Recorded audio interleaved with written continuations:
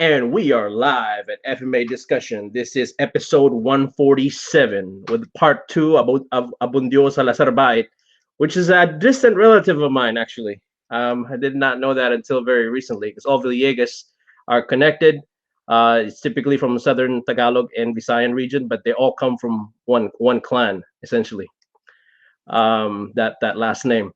And so, kamusta po? How are you, Welcome, Gatpuno? welcome, Um, buddy.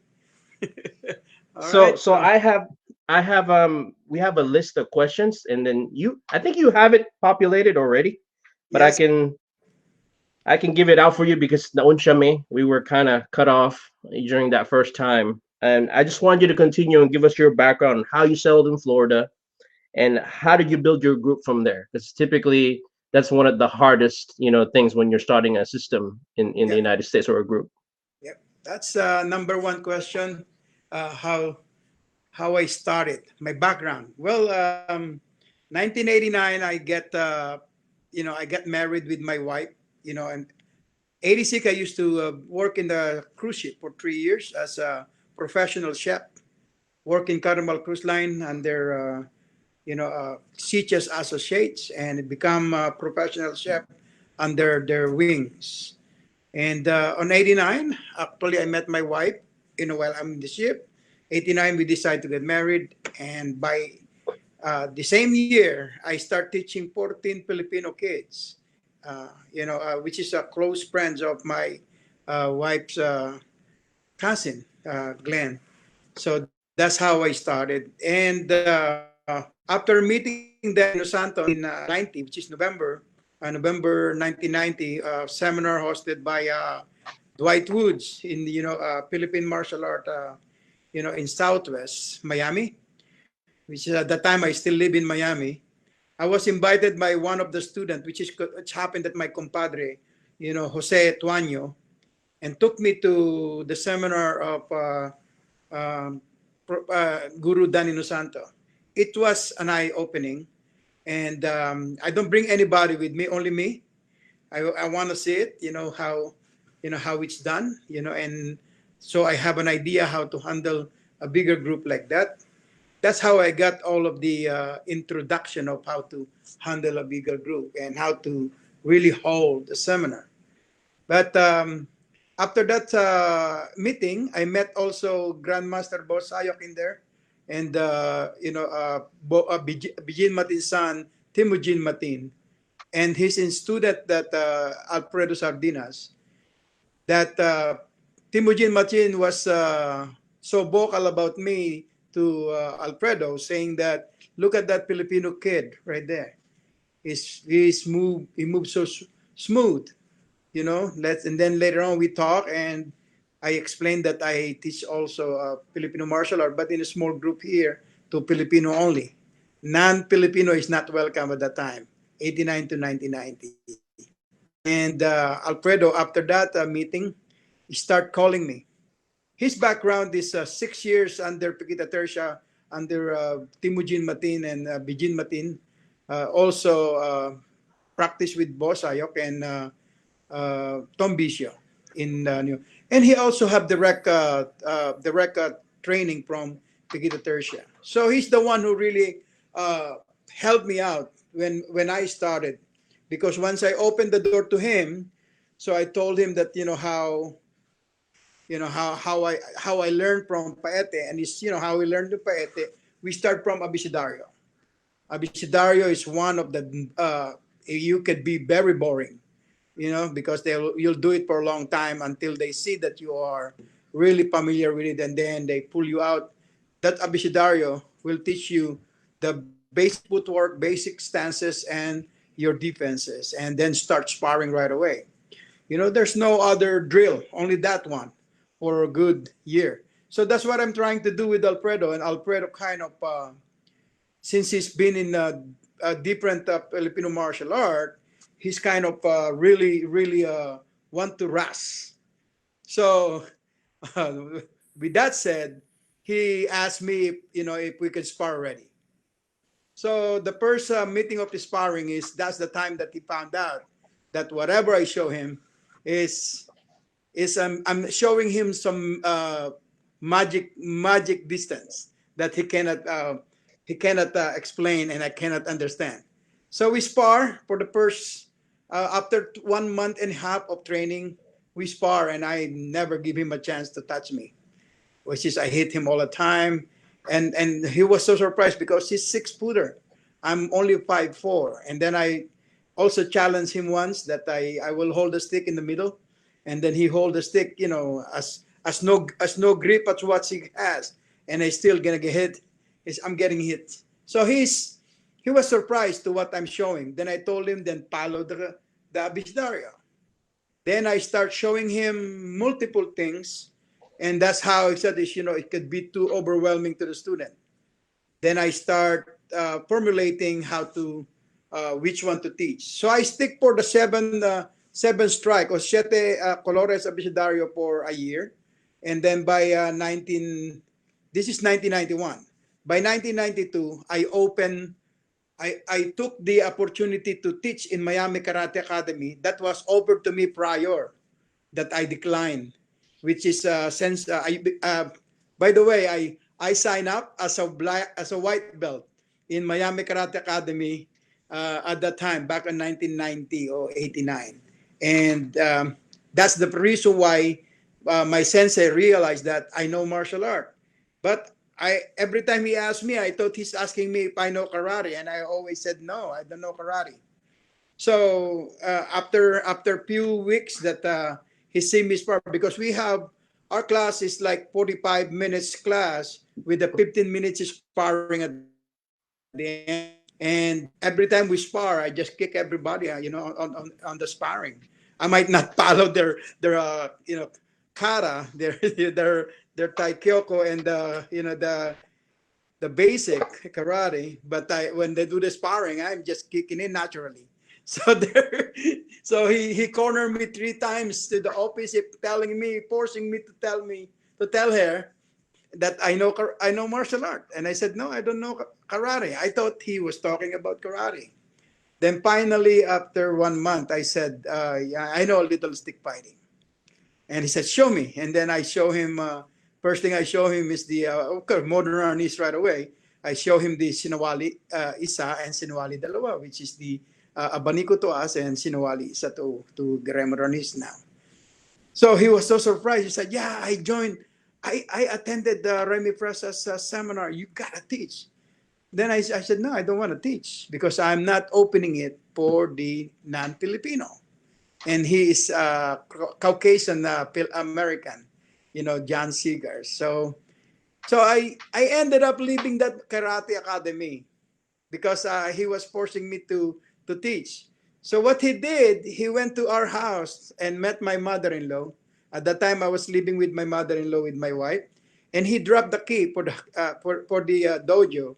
He said that if I changed my mind, I could use the dojo, and we can talk of how much I'll pay for the time, and said that there's no problem. That's how I start teaching in Miami Karate Academy, and Alfredo helped me to really line up. He's the one I experimenting on him on how I'm gonna start teaching to the massive group, and I create the curriculum of siete colores first, and then I give them moro moro, 1 to 5.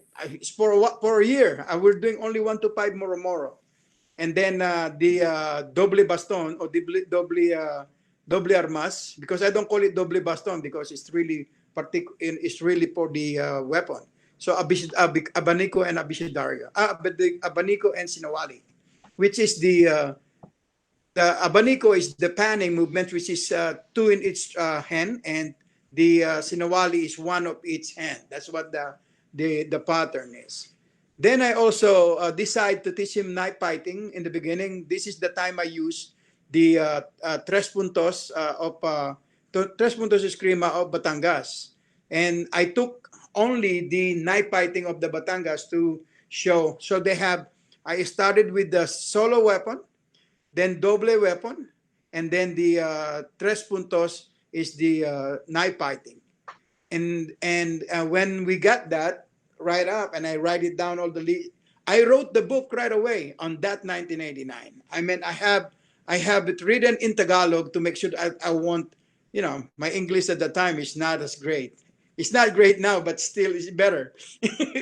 So I write it down. I draw everything. Let me just provide them a little bit of context, because when they say the tres puntos, but they might not know that. But that's what I mean when I say the zeto, because typically, I mean, it's not always like that, right? It's a Z shape, kind of like that the story of Zorro, because it started as pulp novels, where the first strike is to the high line, right where your eye, which creates a flinch reaction. You turn your wrist and you cut the body, you bisect like this. And then the bottom strike, that third one, is the leg. That doesn't mean that the only shape is a Z, Yeah. but that's the base shape, and that's what opens up, the rest for you. I'm not saying that that's always the methodology in Batangas, but I'm just trying to explain, because someone asked that question. They're like, "What are you talking about?" So I'm just giving them some context. But go ahead, Katpuno. Sorry. Well, on our base is we base on the triangle, three triangle, and that's how our tres puntos is. And then there's a triangle on the top, and there's a triangle on the bottom Triangle on the bottom. that create a diamond, and that's how we baseline our truss. As you cutting it, you go back up, and then that triangle again, and then going down. Every truss has a slash, and then when you reverse it to the we call it pabayo or the ice pick grip. Strike it down and slash it down, and then cut it to the side and slash to the side, and cut it to the side and going up. So they're It, really it it's a that's causal diamond like that. It's a causal correct. and then It's a when you collapse it, it becomes a star. That's correct. Yeah. It's very simple to follow, and there's a variety of way to do it. But I remain on that particular area to make sure that I won't give a wrong or a confusing idea to my student. So that's how I started the Tres Puntos. So my curriculum is based on Siete, Moro Moro, and Doble Baston and Tres Puntos in the beginning. And then on 1992, uh, Shane, one of my student that yellow belt in karate when he joined me is turning black belt, and he has to test, and he need to learn how to go ground fighting. So he asked me if I know anything in ground fighting. So I said I know Buno, Harimau Buno, and he said, well, I want to learn it, Guru. So I said, okay, so come after the class, wait for an hour, and then I'll show you the basic. Maybe you could use it before your test. I trained him for a year because he's getting ready for black belt, and after 1 year, he tests his black belt, and he beat every opponent he has on that test. So we using Harimau Buno, and their system is surite with the jiu-jitsu in it. So he was so proud of it, and even his instructor was surprised of what where he learned all of his move. That's how I start organizing the Harimau Buno, at the time. So then it becomes separate because I don't want to teach it together with our niece, because it's actually really separate. Then I start to incorporate it, the disarm and lock of the Eskrima to the Buno. That's why it changed to Garemot Buno, because Harimau Buno is a pure grappling and wrestling arts only, you know. But this comic, That's the shape yes, that that you're that's the talking about. chef. Yeah. And then That's, and then when you collapse it together, it becomes a star, that's because correct. when you lower the top and then you up the bottom triangle, the female one, That's it correct. becomes a Merkaba, That's right? correct. And So that's my I'm not wearing the necklace right now, that's my but I first have it, logo. you know. That's my first Yeah, logo. so that's so cool. so that's Yeah, how. so it kind of looks like this if you turn it.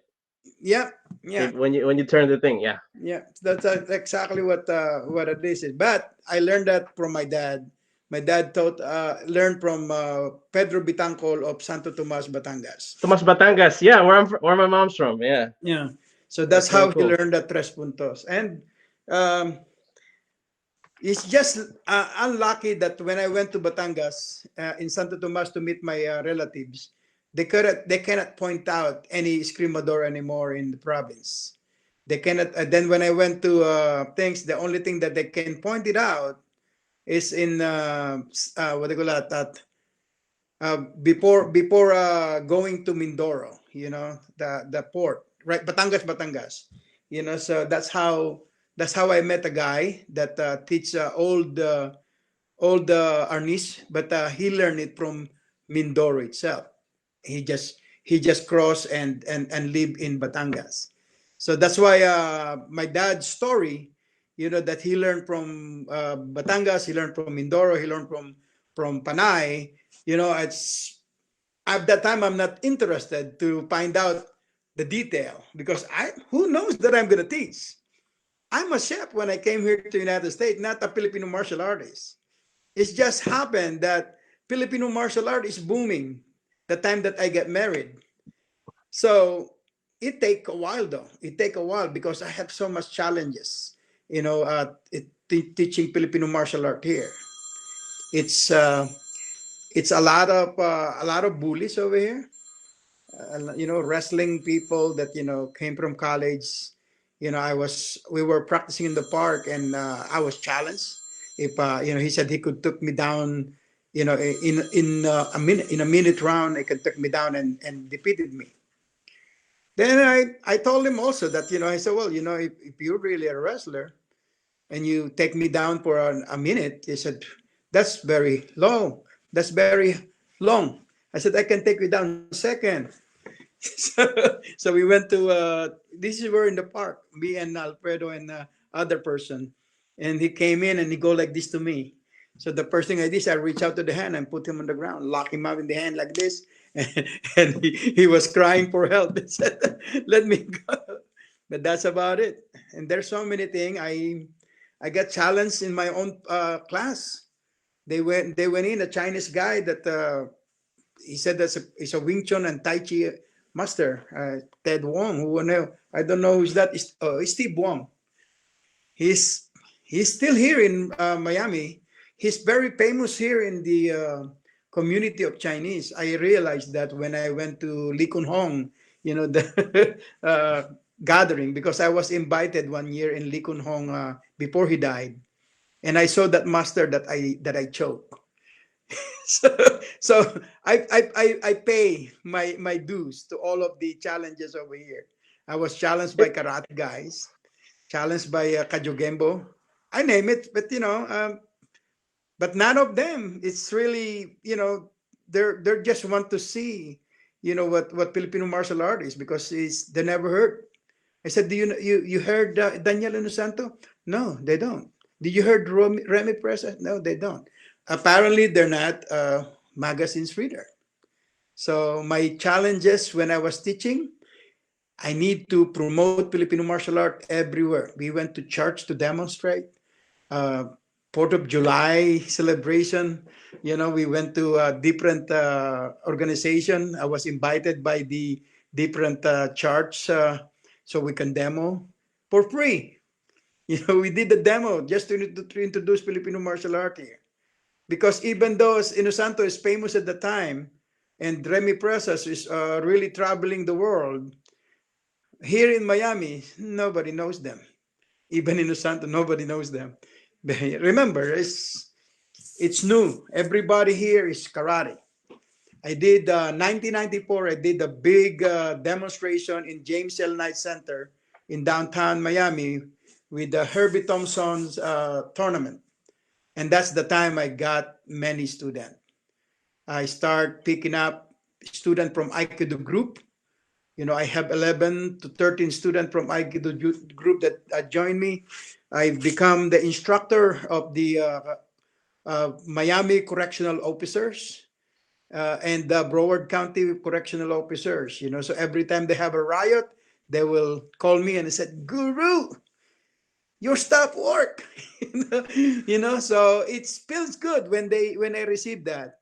I have some few policemen, not all police, because they're and I know that a lot of police is too big for their gun. So a lot of police is not really want to join, because they believe in gun rather than technique that they can subdue your opponent without the gun, without drawing your gun. So that's kind of things I am the chat that run into challenges here in Miami. There's so many things also at that time. Remember, Miami, it's one of number one. I would say this is on the domestic cases here in Miami is big. So I give a pre-demonstration in University of Miami. That's some. I get some student over there. I teach 25 Filipino American student over there for 6 months because that's all they have per term, and then some of them graduated. And when we try to revive the group, nobody can spearhead it already. The ladies who organize it is already graduated, and moved to California. So challenges is uh, that I face is really finding a good amount of student at the time because none of them heard Filipino martial art. Most of my students is the reason why they join me because they see me in the demonstration, or they heard a friend of him said, oh, these Arnis, and they never see it, and then they demonstrate it. Then later on, when back on 1999, when I went and start attending the Sokisip Council, which is I was invited to become a member of Sokisip Council. The first 2 years, I declined the membership. I just took the awards that they was giving, because I don't feel that I am entitled to become a grandmaster. And up to this day, I always tell Grandmaster Sanchez that I don't want to be called Grandmaster, nor have a title on my name, Grandmaster. It's not a title that I'm after it. I want to make sure that the art is being promoted correctly and accepted correctly, regardless of what style of FMA I'm trying to promote. It's not only Guerrero Modernis. If the FMA community here is I don't embrace it, there's none of them will be play over here. If I'm the guy, that type of person that jealous, I would I would call them up and I said, hey, you know what? Beat me first before you can teach. But I don't do that. I invite everybody over here. I invite them. I created a katipunan for the all Filipino martial art to join.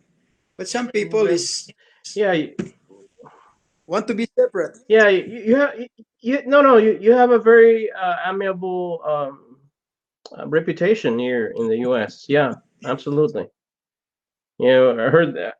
Nothing but good words I've heard from people. So that's why I asked that question originally as my Mhm. first one, because it ties into the second question. How did you formulate that curriculum per se? Because you had so many styles that you learned, and then compare that to the old school way of teaching when you were growing up as a kid, Yeah. back home. Yeah, it's like I said, I don't want to teach right away the other art. I learned from 12 maestro, including my dad. So I took only my dad first, whatever my dad's teaching, and then now, after 10 years, I start pulling out one curriculum from the other maestro, and I start introducing it. But I want them to be knowledgeable in Garemot. I mean, all the arts that my dad taught me. And of course, there's some arts that's beautiful, like the Kagayat, which is Maestro Kagayat's formulated this curriculum, an art that also seven strike, but it's a small circle. It's beautiful and untelegraphic, untelegraphic cut. And it's really crazy because it's applicable in when I do the seminar on the karambit in Chicago and St. Louis. I use that system, and it's beautiful to watch. Even their block and push and pass. It's beautiful to watch. The only thing is, I look at it as if the persons don't have enough knowledge on the defense, they can easily confuse to the power take of the person, because some people is it's like it's, a lot of fighter out there could be small in stature or small in picture, but they're well strong because they always work out. Some people out there, or some practitioner of Filipino martial art or martial art itself, it could be a form of very big body because they build their body, but once I touch their muscle, they cry like a baby. So you have to really balance it out. That's why I only keep the Garemot Arnis to a Garemot Baet teaching methodology first. But later on, I start incorporating other arts. Like when I start, imagine I waited 20 years before I start even demonstrating Siete Generales, which is one of the oldest styles in Laguna. And this has only happened because one of my students, Tim Rivera, is a HEMA. He's known in HEMA. He's a HEMA practitioner. Yeah, he's also a HEMA scholar. That's also correct. Everybody respects. he does a lot of. So Tim Tamara, wherever you are, if you're listening to this episode, more power to you. Hello. So I went into his house and I saw a sword, and I said, "Oh, you practice fencing?" And that's how I get. So I know a little fencing. I don't want to tell him I know a lot because I don't know how much I know, and I don't know how much he knows. So I told him I know little, and my dad taught me that. Then I start showing him, and I said, "Wow." Then I start. Now it's a full curriculum of Siete Generales. I'm showing to everybody. This is 10 years ago. So little by little, all of them, I want to pass all of the curriculum that I learned from each maestro. I learned I start building up pages in Facebook, that I can load the video of Maestro Acuno from San Antonio, Laguna, o Calayan, Laguna. So, the Hirada Corto de Abanico. And then I also created the page for the Lumban, Laguna, which is learning the Sobrada de San Miguel. Because I want to share it back to the town that I learned the arts. And luckily in Lumban, there's 3 more people that practice the same art. So that could easily actually bail me out that I'm lying about the curriculum. And in San Antonio, there's ILS 4, that their 2 son and 2 nephew both practice the Hirada Corto de Payong. So that also can bail me out that, hey, I'm not the only one know the arts. They know too. So the Asedillo Agana clan will help me, really things, because they're alive. They're alive. their family is still alive. That's The crazy. Asedillo, yes. In fact, my younger sister is married to Asedillo's grandson, the one who the Asedillo, the anak pawis Yeah. president. So let's give. They're not gonna understand this, particularly if they're foreigners. All right. So we kind of have to give historical context. Yes. I didn't know Asedillo had a biological kid. He ended up passing his genes before he Yes. died. I didn't know that. But so Asedillo was basically like a Robin Hood type historical figure right after the Philippine-American War in the 10s and 20s, right? Yep. So he was actually a school teacher, and he was getting pissed off that one. And I think we were cut off because we weren't supposed to talk about the secrets of the Z. oh my God! Oh my God! We can't talk about these secrets. Like the spirits are getting pissed off at us of our ancestors. They're not liking it. But continue. I'm so sorry. Well, that's how I follow the curriculum that I made. So I formulated a lot, and I haven't. Before I teach it to my student, I make sure I work on it for 2-3 months. I'll make sure that I pass it to my student, that there's no flaws, there's no because I have to show them exactly as it's done, you know. And remember, for years I've been practicing alone. I have no partner. Now I have all of these students that want to be my partner in training. So I have overwhelmed with so many uki or how many partner, you know, which is I don't have in training. Because when I was training, either I was training alone with my maestro, and um, and then I practice alone. Then if I'm with my dad, I practice with my dad and sometimes with my brother. But you know, most of the time, my brother is lazy because hey, he's a teenager. We call in the Yeah. Philippines naniningalang pugad. It's like he's after the girls more than after our So, niece. sowing his seeds, right? Yeah, yeah, yeah. That's So funny. that's my challenges back then, you know, because I'm only training alone. So my dad created a pattern for me to remember all of the sequence that the maestro is teaching, and that's how I do it to also to my student. I create their pattern. I start putting them together, and but to make sure, I told my student that hey, this is from here, this is from here, but has to be connected. That's what the relosteros is introduced. I Right. introduced the relosteros to all of my advanced practitioner to put everything in there. It's a carousel, you know. It's a carousel. It's a different horse, you know, and it's the carousel is a different horse, and each horse is different system, you know. So that's how I did this curriculum. So all of my students learning the largo corto first, or largo cerrada or cerrado corto. So they start Mm-hmm. largo and then they go to close and then they break out and then go largo again. You know, they using only medio as a bridge to go to close, as a bridge to go out to go back to largo. And they can put it there. They start with los teros and they can put cinco teros, tres puntos, siete colores, 12 pares, and gat harabas, combate barniz, and go back to relosteros. So that's the carousel I'm talking about. That you know that curriculum of a carousel of curriculum that all of my student is learning. All of actually all of my advanced practitioner, you know. So we'll talk about that later on, what is the advanced means to me, because I don't create a belting system. I try and I made one just for those people that are offering in formal school. So I created them a headband, and me, I always wear white because you know I'm the pure one. But everybody has a different color. There's a yellow, red, orange, green, brown, black. So those is the curriculum that they follow in St. Louis and the other school.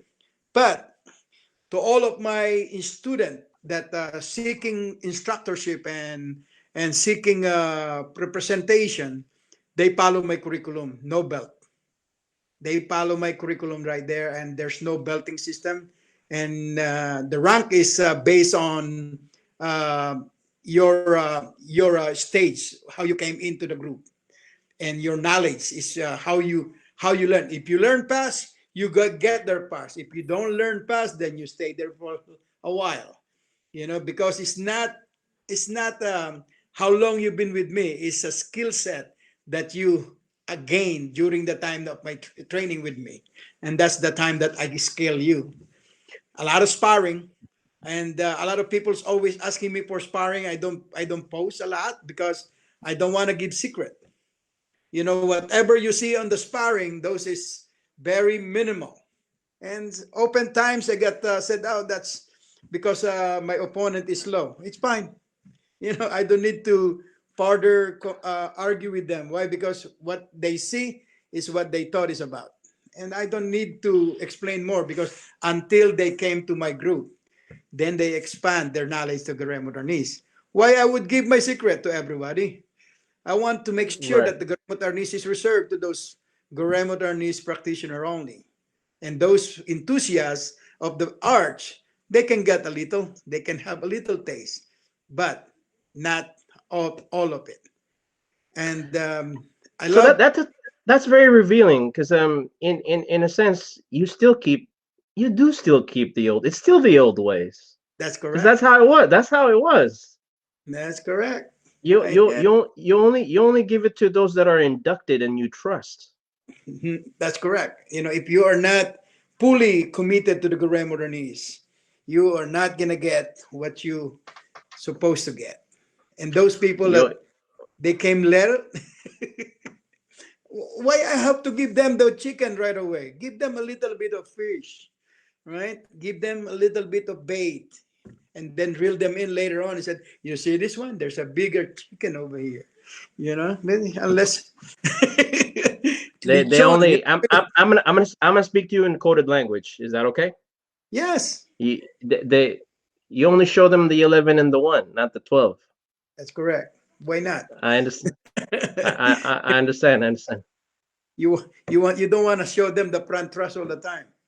You know, you want what only they see is right in front of them. They don't see the one in not in front of them.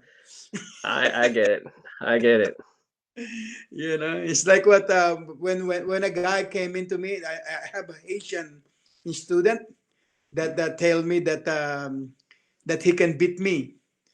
So when I said, okay, I mean, I'm the person that you can beat anyway. Everybody can beat me if they really fight me. But I'm not saying that I cannot be beaten. I'm just saying that so far nobody beat me yet. But I'm not assuming that I will be undefeated forever. One way or another, somebody's gonna figure out what I'm doing. But so far, knock on wood, nobody else yet figure out what I'm doing. That's why I'm still claim undefeated. They hate that word, but I love it. You know why? Because the more they hate, the more I like. Anyway, I'm becoming a celebrity because of that word. And Which I don't want to be a celebrity. I quit celebrity long time ago. Imagine I choose to come to the United States rather than singing in TV because I'm scheduled to fight in the Bagong Kampiyon in TV, meaning I'm just gonna compete. But over here in the US, it's already for sure. I'm earning dollar, so I came here. Not Filipino martial art, that ambassador. I'm a professional chef, so wrong to the other people that they say I came here making money for our niece. I have good news for you. I can make more cooking than our niece. And all of the Filipino martial artists out there know what I'm talking about. Nobody will get rich in our niece. Nobody will get rich in FMA. You no. know, you just I mean, make it. unless you're the Dans of the world, you're not gonna make millions from FMA. Yeah, Thank that's you, it. Guru Yeah, Dan. unless you're the Guru Dan and the Sanos of the world, but Correct. that's it. He's got a secret Even woman. Leo, He's got Paula. You know what I yeah, mean? even Leo Gahe don't make that much of money. Yeah, yeah. No. I understand. He really is like he's got that market very cornered, and the Filipino community is not jealous of him. They all want to be like Guru Dan. He's like the Beatles of FMA. That's You know what I correct. mean? But you know what? Yeah, I have to give it to Guru Dan. yeah. He's very down to earth, calm, relaxed, and he has. Let me tell you, you can just sit down there and listen to that man, and you're just enamored to whatever he has to say. That's it. You will fall in love with the man because he's really you can see his heart pure. He knows. He knows how to charm people to come love him. I don't have Yeah, those charms.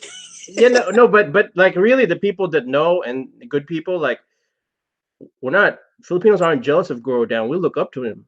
Oh, He- He's yes. he's kind of like the Zenith, the Mount Everest, or the K2 that We everyone are is trying to proud. aspire to be. We are proud to call him Filipino. What do you think? Yeah, absolutely. Like Batista, like all of these people that come in TV, Lea Salonga, my ex-girlfriend.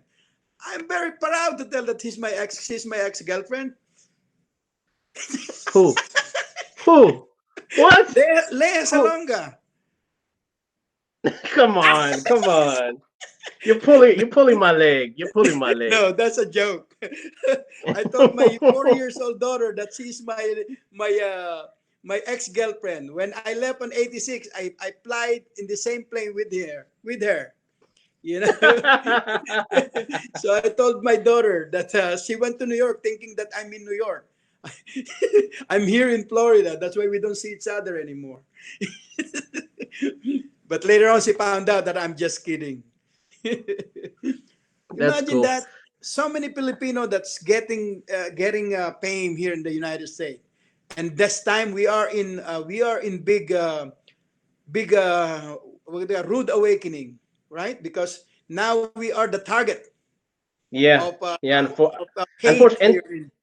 and that's why we need FMA. That's why they need, the Kagayat. That's why they That's need correct. panlaban sa tulisan. You know what I That's mean? right. We need all of this Asedillo way, you know, Yeah, hit and yeah. run. You I see, still can't believe that it basically is your family that carries that line now. So your sister is married to his grandson. that's right. Great grandson. Yeah. Wow, And the actual Asedillo, not Asedillo's siblings, actually no, Asedillo. Asedillo. And I owned his 4 hectares land. I bought it. That's cool. Asedillo's land. I bought it. His Yeah. And so see, the thing is, whether that's fortunate or unfortunate, most Filipinos, they only know him from the movie of yeah, which was infinitely quotable, of FPJ, of Filipinos John Wayne. They yeah, don't know the FMA context of Asidilio, which would be great if we can yeah. get that in a book or maybe like a video, so that it's like preserved forever. It's Because it's it's a on big part of that. it's on YouTube. There's in YouTube. There's somebody posted, and there's also in many articles in magazine wrote about it. But they never talk about his martial art You know, it just happened that I learned from one of the protege. You know, So my tell us pro- some. So now let's expand on that, right? Because you had so many teachers. yeah. Tell us about the different training methods in the Philippines that you don't see now. I'm talking about the old way, because you're talking Oh yeah, about you were in our pre-interview, you were talking about how the hell can they tell the sound that I'm not doing this particular angle right. It's just kind of like when they teach you how to steal, and they give you the bells, they tie yeah, the bells, yeah, in Manila they have the and Nueva Ecija, they have the school of pickpockets, where they yeah. had you, pick up. Yeah, So tell me they, about these old training methods of Eskrima, and I want you okay. to talk Well, about it. there's so many, right? There's so many. I have 12 maestro that each one of them have also multiple maestro, and most thing that comes with it that is not practiced now is the one that we work on the land, on the soil. See, most maestro they draw it on the soil. They draw the pattern in the soil, and you follow the step on the soil, and that's the beginning. Because you have to learn footwork first, and they write. That you don't see them anymore because most of the training area now is cemented, Right. and you cannot use a choke all the time. You don't have choke. I do it right here in my garage. When I was teaching in the garage, I bought a choke, and I use the choke to write all the footwork that the beginners, and the sequence of footwork where they're gonna go right and left. But that's you don't see them anymore in Laguna. I don't see it, and everybody's just teaching a calculate eyeballing right away. Eyeballing. In the beginning, there's no eyeballing. There's exact measure that you have to be. You putting your footwork in there. You have to put your right in there and your left. And now it's gone. The second Wait, one that hold on. Yeah, so keep that in mind, because they just want this a little bit more detail, and yeah, that's dependent on your particular size, right? The actual practitioner's size, not yes, anyone else's. Meaning you. your measure, That's correct. your measure. Okay, like kind of like the golden mean is represented from this becomes Yeah, this becomes this becomes that. Like you have the Fibonacci sequence, yeah. right? We Yeah. So go ahead with the second point. Go ahead with the second point. I'm sorry. the second point is using the bamboo. That's we call it pendulum. The pendulum is hanging. Based on that pendulum, they put a cross in it. Based on that pendulum, whether they go forward or go sideward, your body has to turn. And you cannot just hit that pendulum to turn away fast. Learn first how to wave your body based on pendulum. That's, I don't see that no more. And sometimes we use coconut. If you are, coconut, and then three coconut, and then one of the coconut has a stick in it that about twice the size of the stick that you're using. That's correct. That's correct. It's a pendulum like that, but it's hanging instead of staying on the ground, hanging. So it's mobile.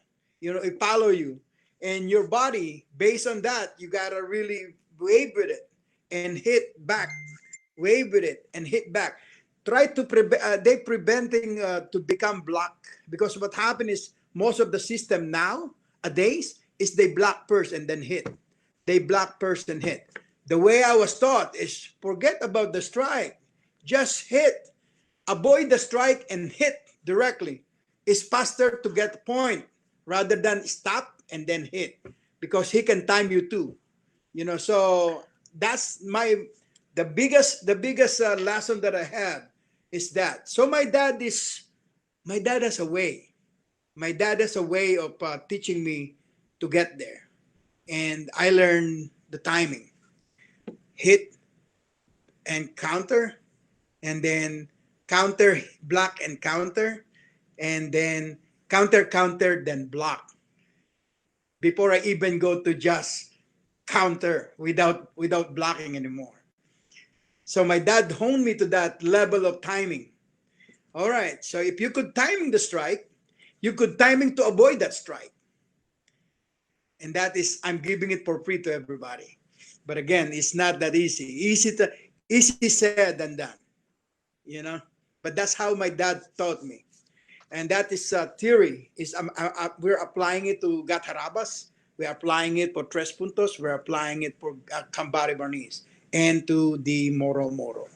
You're so much that I like to show them and experiment themselves, because I don't want them to lose the essence of the art on each system. But I don't want to take away also from the other system what is the value of this system and give it to this system. Because now they have to differentiate, make sure that they know that where I took the arts to enhance these arts, so they can separate them while they're teaching. Because I want to keep the natural and I want to keep the original art on each system. So when I talk about siete colores, when I talk about cinco terros, they know what is the cinco terros. On 1993, let's go back. On 1993, Remy Presas came down to they were here in Florida to give a seminar, and I was so excited, so I joined him. Right away, he kind of recognized me, but yet confused. So I introduced myself. I said I'm a member of Modernist back home in the Philippines, and I'm from Paete, Laguna. We become your members when you are leaving for the U.S. And the one that came to Paete is Grandmaster, actually ninth dan, the senior black belt Willie Anang, Rodel Dagook, and Remy Pressa's wife, which is Rosemary. That's how we become affiliated with Modernist. And I told him that I'm one of the instructor that teach Modernist at the Eastern Laguna colleges at the time, and to Barrios School. Also to various club in Laguna, which is including San Antonio and Siniluan Laguna. But I stopped because, during my case, I have a 10 people case. 10 people fight me on the street, and I did what I have to do. Weaponless, just peace fight and break whatever I can break. And later on, I lost the opportunity to teach. I was taken away my opportunity to teach, and I gained so many opponents. I also, at that time, I was the, I was just uh, what they call this paying escrimador at the time in Laguna, and all tournament I win in and win. But some of them is not a championship tournament. Some of them is just winner or loser. There's a 20 competitor, 10 winner, 20 loser. But if there's some that winners takes all, that I become the champion. You fight to between 3 to 4 fight, or sometimes to 6 fights at that day. I have one time back on 1985 or 86, right? Before I got things, we went to Magdalena Laguna, and I fought a guy from my high, which is a student of Dominador Consignado. My last fight in Magdalena.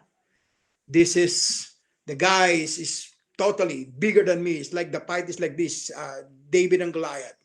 But I got the guy so many times in the head, and he overwhelmed me, and there's no what they call that. There's no ring that secluded the audience to the stage that you are in. So what happened is I tripped from one of the pit of that people that watching, and that's the guy is able to follow me and try to hit me on the ground, and I block right here, and he hit me twice, and I both block and get me to the arm. I came home with that like Popeye the Sailor Man arm, both big, black and blue, because that's real stick and no padded. That's what it. But I won the championship that year.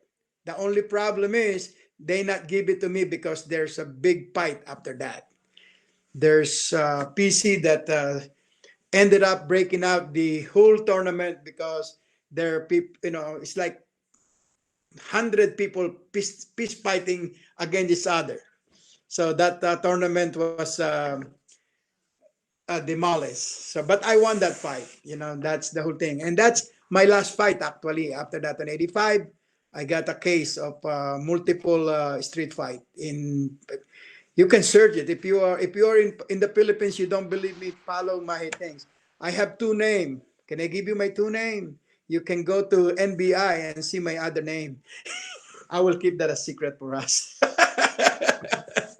It's still a I, case. I mean, I mean, I'll call you on it because I'm coming home next year, so Yeah. I could look it up. I'll Yeah. check it in the records. A lot of Paitenians say that's how I able to get out the country. I have so many cases. Well, I'm just lucky that I have two names. You But you'd be anyway, surprised. You'd be surprised how many Filipinos come here like that. that's right. You know, I'm one of them. so But that's why they come here. I'm a good people. I'm rehabilitates.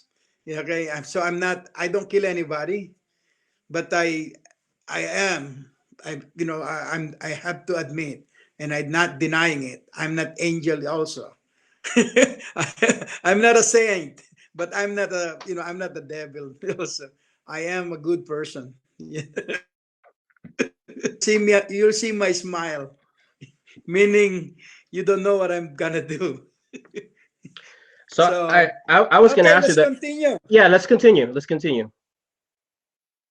So what the Well, next well, well, question well, well, is? well, well, before we go to that next question, I just gotta ask this particular one because one of our they wanted to say anonymous. When Okay. you write it in the floor that your footwork, basically your measure essentially. In some of the systems, that's also written in 3 dimensions in front of you. Like That's meaning correct. there's like a footwork that in the ground, and then you envision these strikes being superimposed at your opponent essentially. That's correct. Do you teach that as well in That's during the right. basics?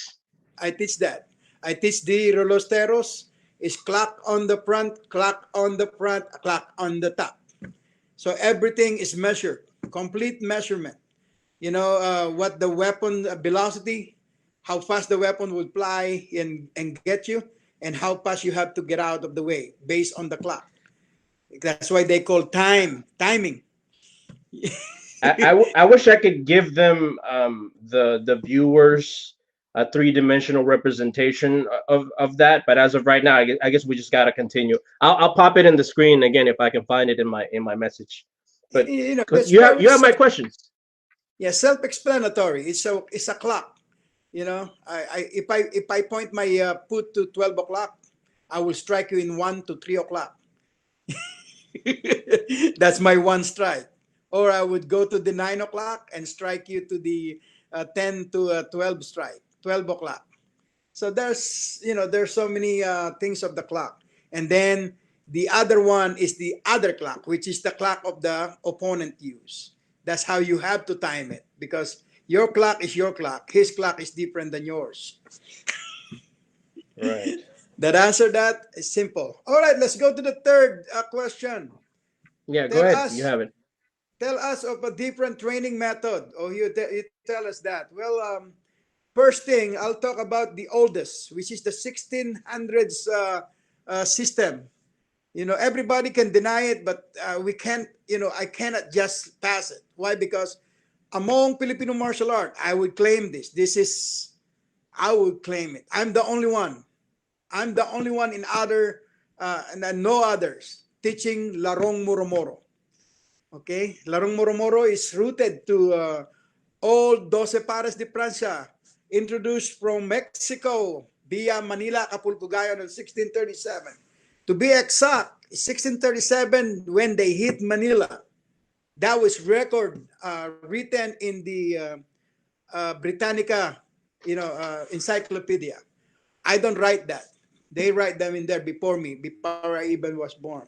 So anyway, and I spoke to one of the doctor back in Mexico back in 1992, 93, that there still exists in Huaco, Cuaca, Mexico, the 12 Pares de Francia, that they have 12 Pares show. And now it's available in YouTube.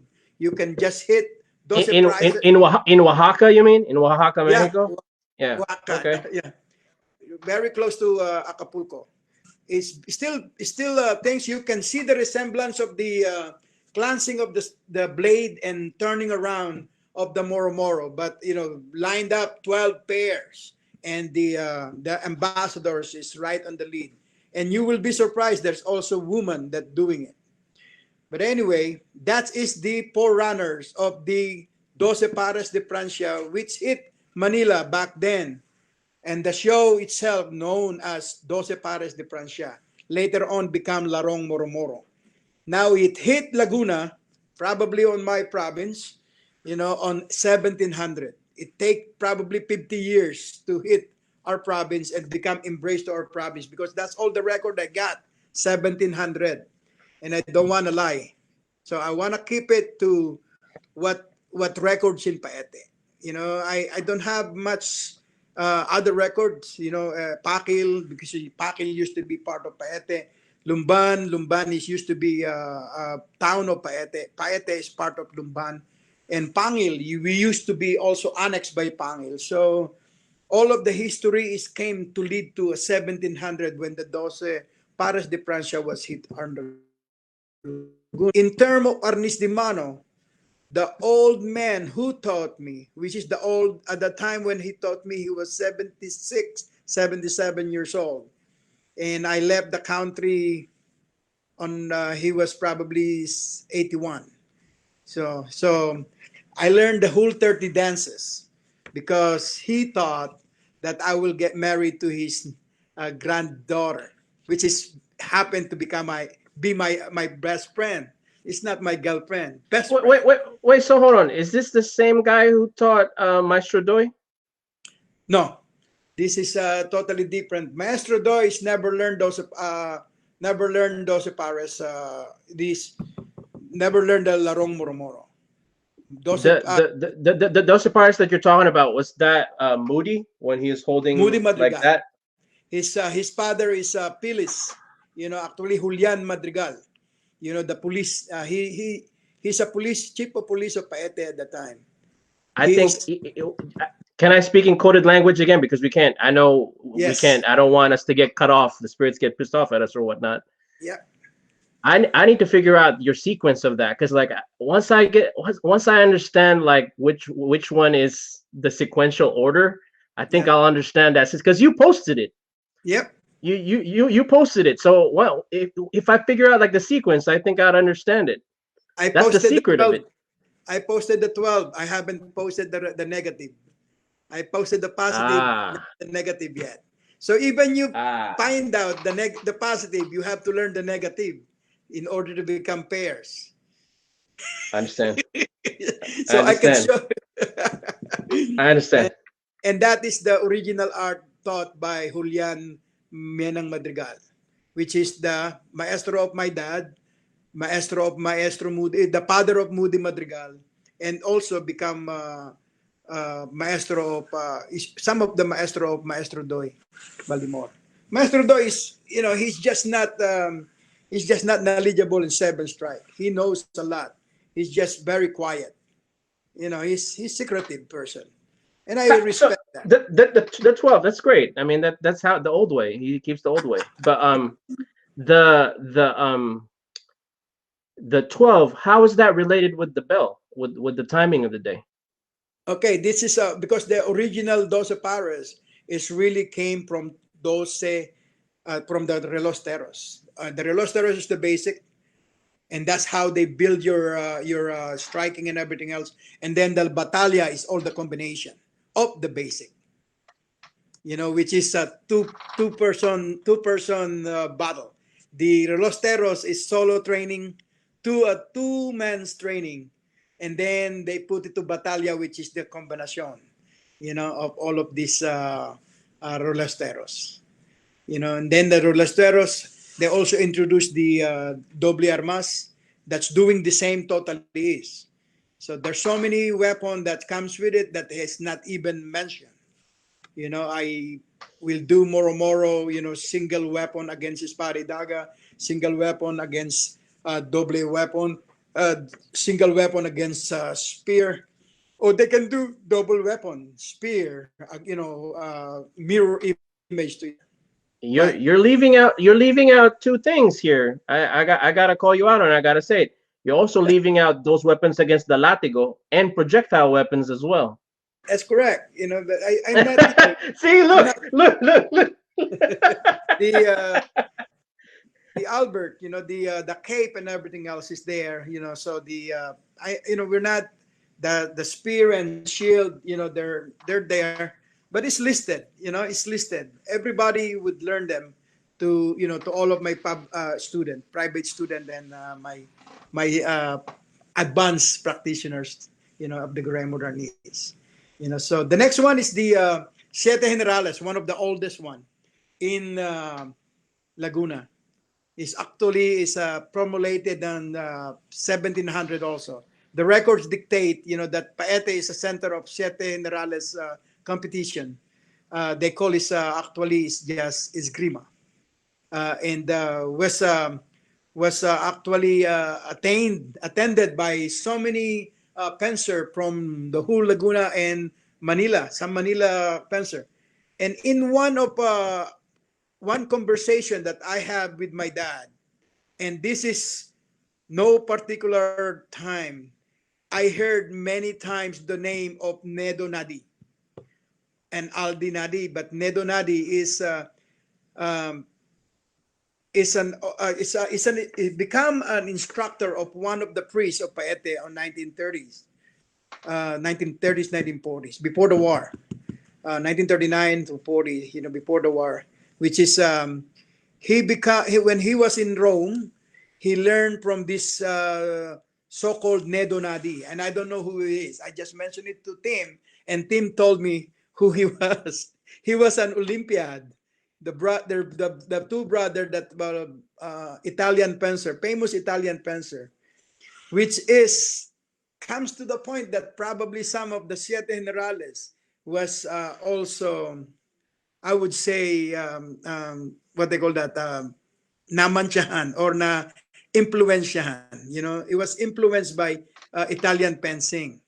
Going back, I just want to show him that's what I mean by not only just putting it in the ground, That's but correct. That's putting the it that's the clock. superimposing it, with the person that you're fighting in front of, not just in front of you, but on all cardinal directions. right? That's the So that's so the so so there's a sequence on the ground, but there's also a sequence like and that changes because fighting is dynamic.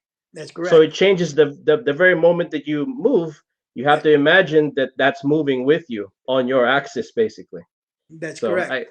we can't give away too many secrets, but you know what I mean. Gotta wet their beak a little bit. You know what I mean? They can they can formulate it. They can try about it. You know, when we face me, they will realize it that they don't have it. There's so many pencer that try. I went to you know Tim Rivera can attest you that there's so many pencer that try and see what you know what we have, and regardless of what the misunderstanding to the other system, I'm just saying you know that I'm not trying to impose that you steal or we steal. You know what I'm saying is just give the proper credit to the if his credit is due. At the same time, um, we are not trying to badmouth anyone. You know, anybody can have the same and exact art, but you might call it differently. You know, also we can have a totally different art, but we also call it exactly the same.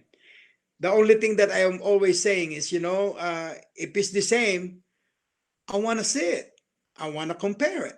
You know, because how can I compare it if you're not gonna see it to me? If not gonna show I it to I me? I also have to address because I had a lot of private messages last time. You didn't diss anyone. Like you know when you brought up names, you apologized. You said like I don't mean to make any offense. I'm just saying it from my perspective. So I have to call out those people. You know he didn't badmouth nobody on our last interview. He said that I apologize if I offend anybody. I'm just talking about the history of my from where I am from. That's all you said. Yeah. You know, so Yep. so I have to correct people in here in the thing because we're doing you a service. I'm doing you a service. I'm not talking about you. I'm talking about the audience, The right? other. That I bring Yes. people here to be interviewed. Of course, I'm going to talk about them because I'm asking them questions. Yep. Do you understand? So we have to be cognizant. Like we're beholden to our interviewees. You know, because we're just asking for a favor. Like, oh, can we interview you? So you know, I just want to address that because we Thank don't we you. don't want drama and FMA discussion. We just have to be No, thankful. Marami pong salamat that you're here. I'm You done know, with the drama. I'm old already. I mean, I consider myself as been too long. I'm talking about Filipino martial art. I mean, I think 30 years is enough, right? yeah. You know, from Screama Digest to FMA discussion, I think I have enough. That's why I said no. I'm not gonna post anymore or answer any more thing unless they personally quoted me on it, and then I have the right to respond. But other than that, don't expect me to join any more discussion because every time I say something, it sound like I am the best. Well, I That cannot that's not be. that's not what you said though. I mean, clearly That's in our right, last but interview. that's the way I come back. But I Yeah, don't want it. Anyway, I don't want drama. So let's get to the Spanish fencing again. yeah. Filipino Spanish fencing that I'm teaching is not related nor exact as the destreza, and that is confirmed by many already, including Tim Rivera, Neil, one of my new student right now, and different HEMA practitioner. I found out that one of the HEMA leaders here in South Florida used to be my student. He used to be actually Daniel Guru Danis de Santos student under Dwight Wood. This is Michael. Michael, I forget his last name. Anyway, he's also confirmed that I don't teach the distress, that they're talking about. And I am not playing I know distressa. I know Siete Generales Escrima, which is I learned from my dad that he learned it from his grandpa, his dad, and from the other. Go on and go on. 1700, and it was written in Paete, and we have several book in Paete. And our family is in the book number 13 in Paete, and they came to Paete on late 1700 as a pirates. And probably my great grandfather is only adopted the name Baet. Although my battery is low, I'm gonna ask my wife to bring my battery here. Yeah. So mommy, Yeah. could you bring my battery? My battery is low. While you're doing that, I'm gonna get my sword. Okay, you bring your sword. Yes.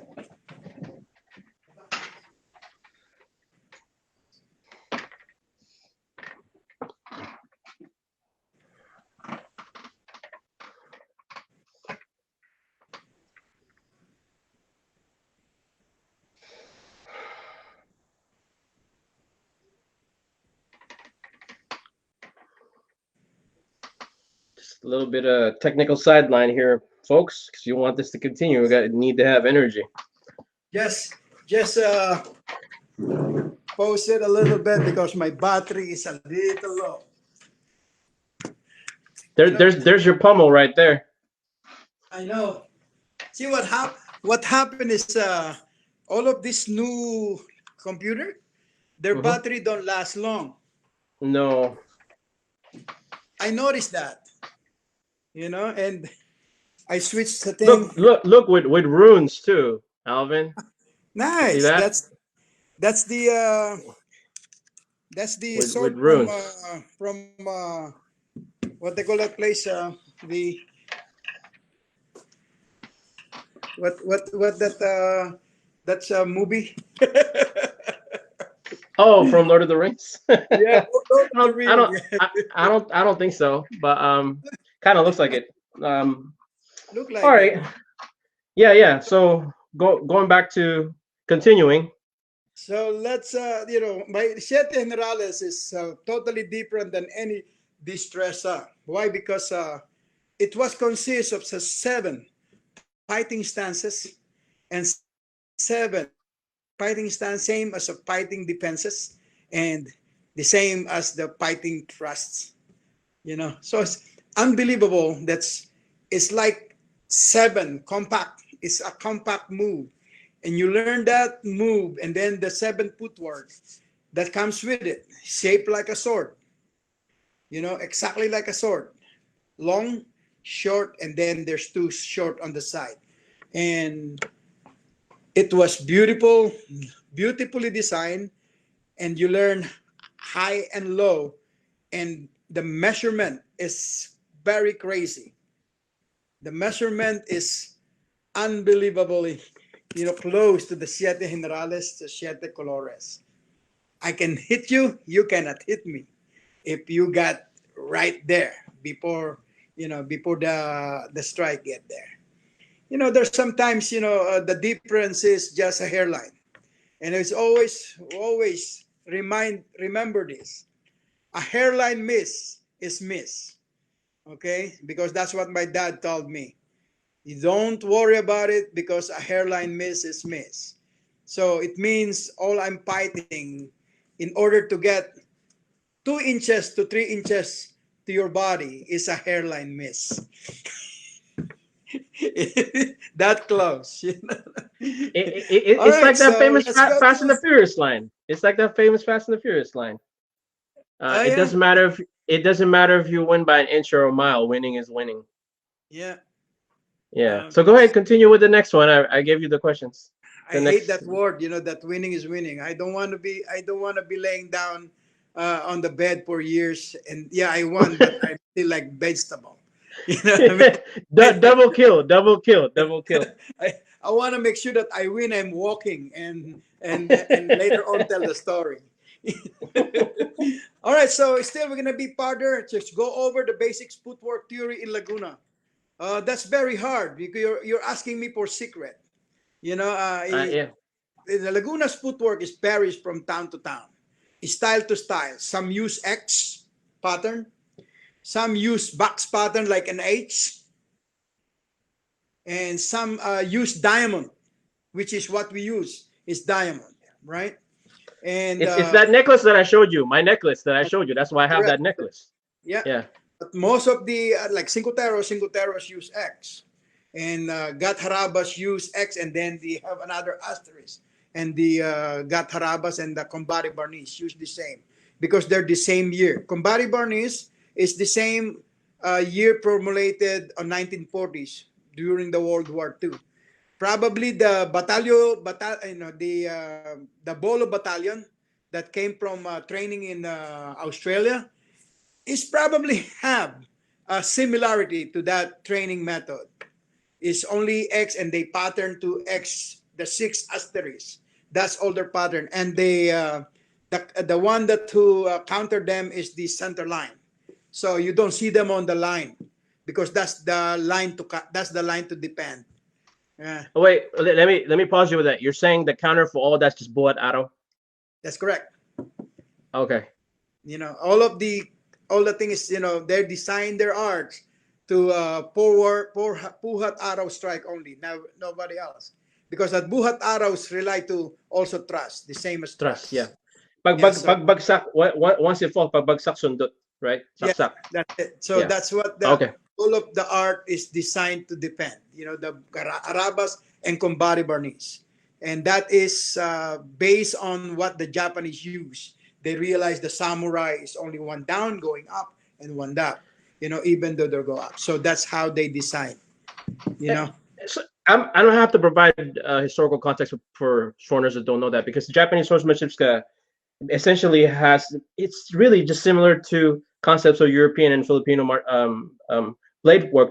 There's the kesagiri, so it's just like one, two. Two, It's the same three. thing, That's correct. right? But And but and somehow and but somehow the one who created the system, the Gatharabas, they're only focused on the center line. hmm. Even the got so you can only see their idea is you only giving him one strike, and if he give this strike right here, his guarantee will be dead. Most of the first strike is coming from Buhat Araw. So either things it come from here, and that's what they do. They cleanse like the dog brother. They cleanse and then they chop. But in differences, the Gert Harabas, they have a formulated footwork based on the asterisk to become totally par from your opponent after you step out or you step to the side. And then the same thing as the Combari Barniz. So Combari Barniz is a two, and Garat Harabas is totally two different entity. One is practiced by ROTC or the hunters, the ROTC hunters, and the other one is Hok Balahap, which is which is we are the old Katipunero, you know. Yeah. So again, let's provide historical context to this, because we foreigners won't understand. A Yeah, lot of the Katipuneros during the Spanish Philippine War and for independence, and then Philippine American War, they later became hook guys. So I'm sorry. It's not that they were commies. Some of the majority were left leaning, but yeah, they kept those secret knowledges in house within those families. So I don't want to be guilty, but you know the history of our family. So you know what I mean, of both of us. So yeah. yeah, go ahead, That's how. continue. So that's how they formulated this art. So I'm just repairing that to that. And their footwork, yeah, is there's two. They don't believe in medium range. Medium range is always used as bridge to close in. So that's why I'm so things on those people that demonstrating right in mid range, because it's a danger zone. You go 50-50. But again, I admire those people that give a good demonstration on that. But did they ever realize, when they was sparring, that they're getting hit at the same time as the person's getting hit also, meaning they're no defense at all. They're just giving each other blow for blow. Blow me and I blow you. That's what it's not. It's no. You know. That's the reason why it was easy to counteract the Imperial Yep. Japanese soldier style, because basically that's what their style was limited to. That's the yep, Kiriage, Kesagiri, yep, the Kote, and then same on the other side. So it's basically just a kind of like a cinco teros type of methodology. yeah, So once you figure yep, out that particular pattern, you'll just train the bolomen to counteract that with whatever kind of system in the Philippines that easily negates, that. And that was it. yeah, And then the other thing is, a lot of them, unless they were experienced fighters, they have to draw still. Of course, like yeah, the older officers, they have it on the ready. The Japanese soldiers had on the ready. yeah. But Filipinos don't have to draw because like some of them had it out already by the Out time that the already banzai charge. Right. with a So gun. so it cuts exact so it cuts their the speed in the beats. Because you Yeah, go, if you have a sword, you have to go like this, right? And yeah. then raise and then come down, as opposed to having it in your shoulder and that's just one beat. One beat. So their goal is to dismember their hand first. That's why the Bolo Battalion, that's what they're famous of, but dismembering the opponent in hand, which is I'm not so familiar on the beginning because I'm not taught to dismember hand or disarm the hand. We to me is you can hit the hand many times in stick fighting and still going on. You can hit him 100 times and still going on, but hitting him in the head, you can only take one shot and his fight is over. So that's kind of my take on that because my dad said, look, the same thing as Bolo. Bolo is the same way. Why waste so many throw?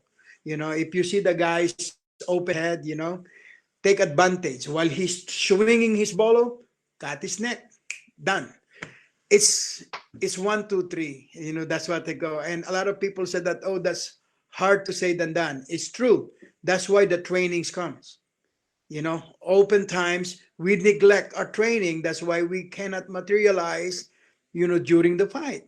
That's why you gotta keep training.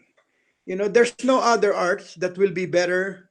Even as you learn one strike or two strike, but if you use that all the time, you practice it all the time. Practice your timing. Only two. That's all you know. Nothing else. That's why in Laguna, they said if you learn three numbers out of seven, you should be ready to be unbeaten. Why? Because you have three angle. You know what I mean? If you learn the timing, you learn the perfect segment of your body angling, footwork.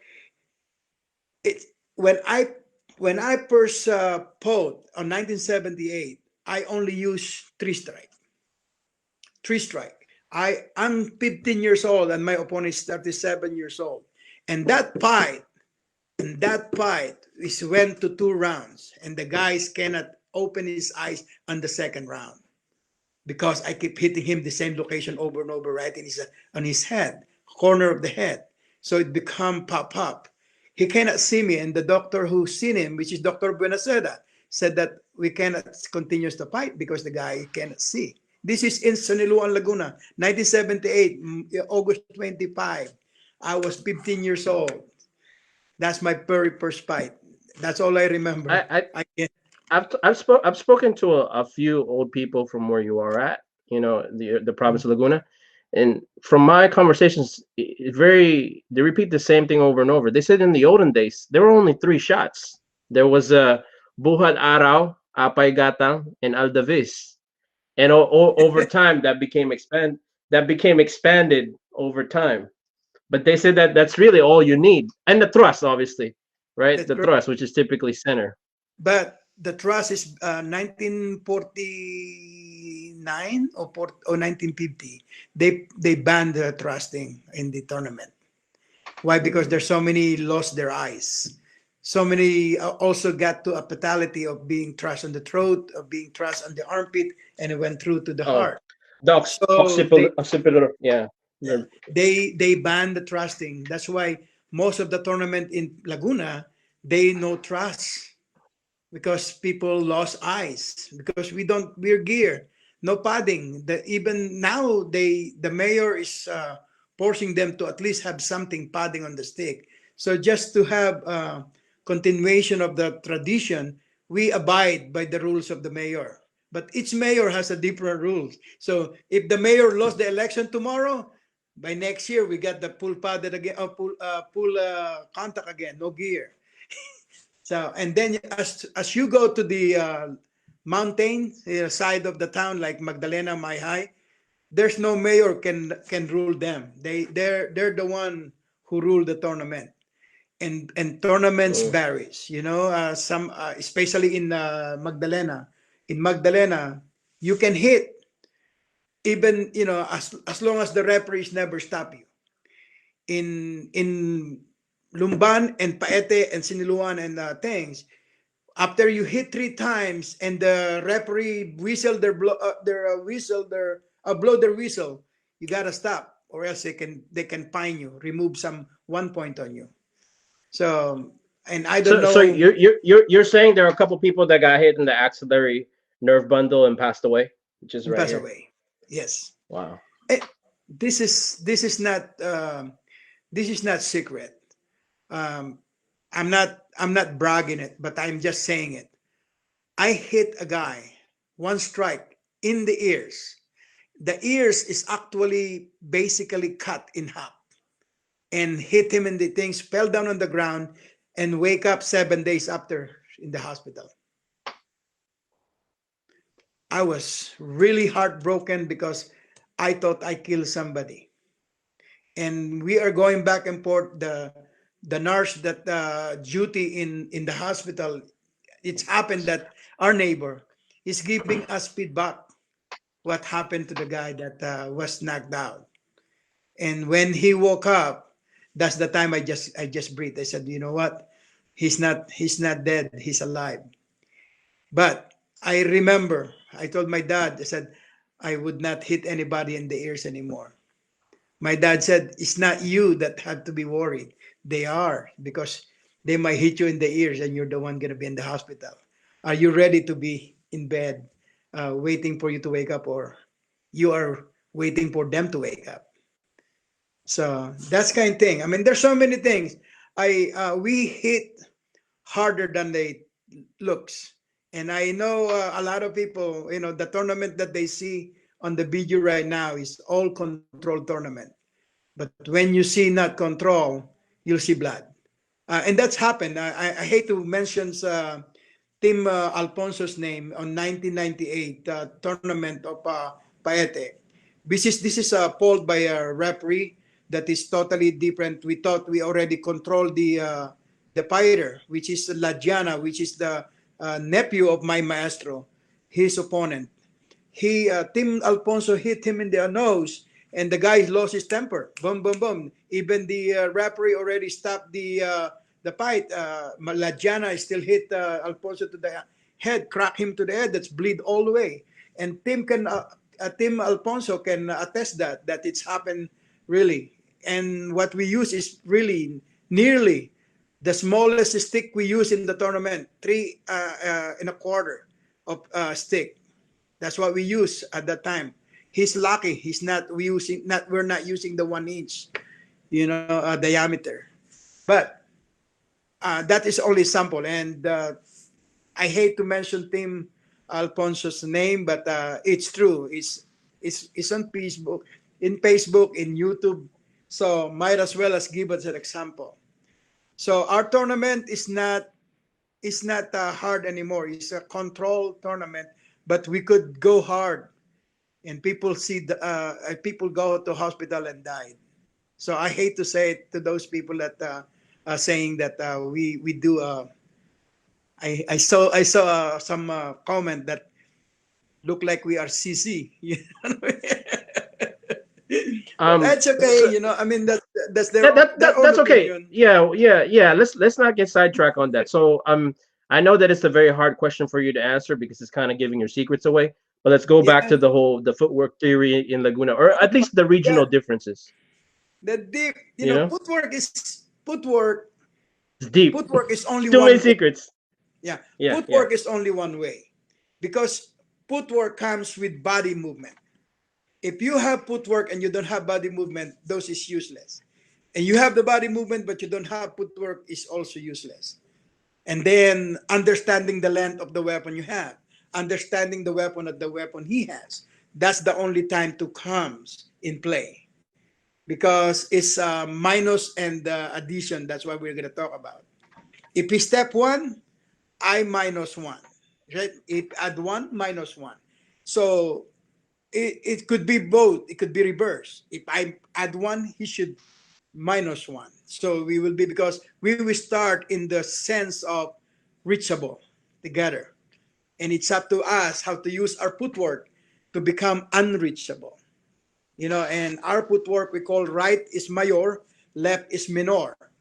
And then we have depensa mayor and depensa minor. And then on our style, we have the famous Hirada mayor, which is Hirada minor is the left, Hirada mayor is the right. And then we have the handa, which is the ready stance, right on the center line. Center line is the center line is handa, because that's where we're getting ready to be attacked, attack with. And that's what, once we attack, then we move to another footwork. That's what our starting point is, always handa, ready stance, so we can get ready to the depensa mayor, depensa minor, hirada mayor, hirada minor. And that's how our footwork is. It's remind me of one of the thrusts that was explained to me in fencing in Hima by one of my students, which is I confirm it with him, that called Italian word for girata, which is the thrusting pattern that is sidestepping and they go like this. And that is girata. So it's again, it's like I said, it's like we adapted the word girata to word hirada. And it's exactly the same apply in our, it's not exactly, but the movement in pattern of angling is really like girata. But to them, is girata is the thrust. To us, the hirada is the turn, footwork, the stepping sideward. So that's what they use in Batangas. That's what I attempt to analyze it, that hirada Batangueña, it means stepping to the side and stab it, like the matador type of technique.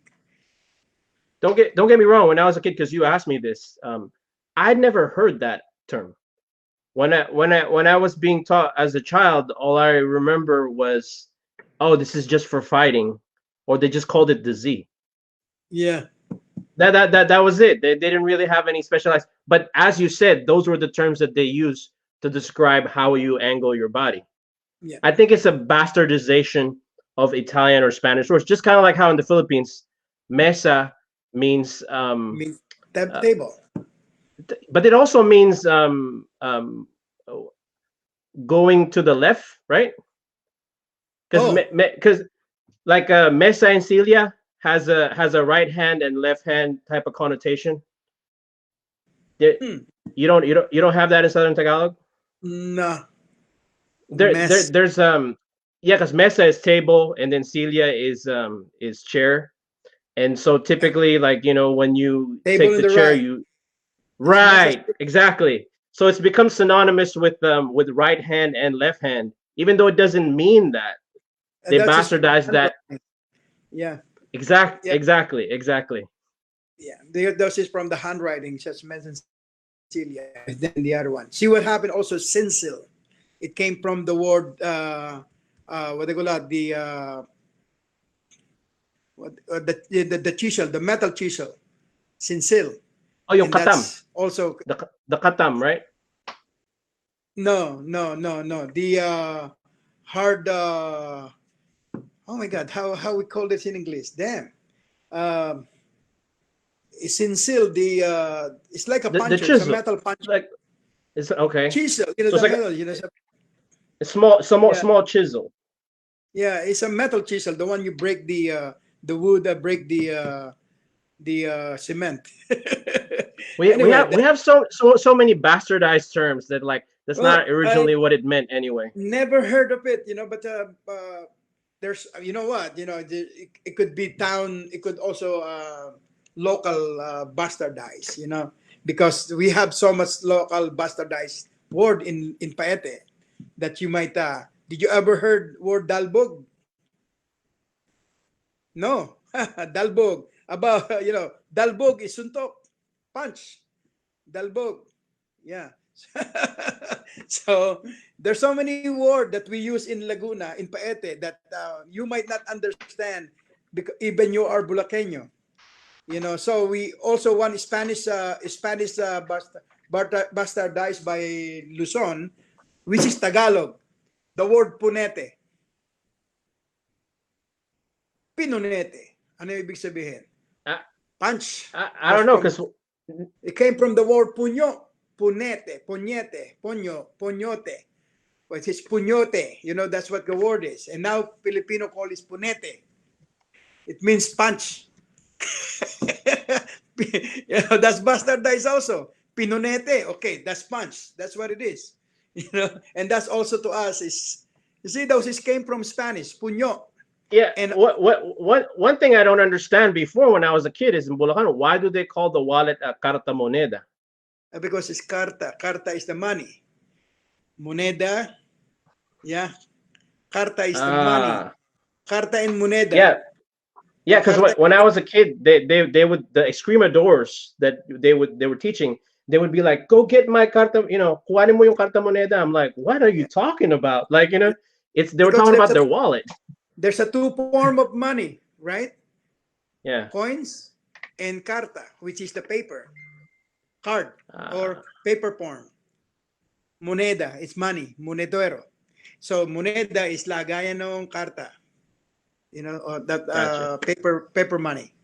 Yeah, I never understood what they were saying. I was like, what are you talking about? Like, Because they also use it in Spanish in Mexico, the carta moneda. Same way. Yeah. Remember, most of our Spanish is Mexicanized. It came from Mexico first before it landed to Manila. Why? Because during the Manila Acapulco Galleon and during the sanction of Spain, we are the new, Mexico is the new Spain. We are Cuba and Puerto Rico and Philippines is the 3-star that the Spanish is developing at the time. So we are interchanged our language because there's so many Filipino travel to Mexico, Mexico travel to Philippines, Cuban bring to the Philippines, and Filipino bring to Cuba. Same thing in Puerto Rico.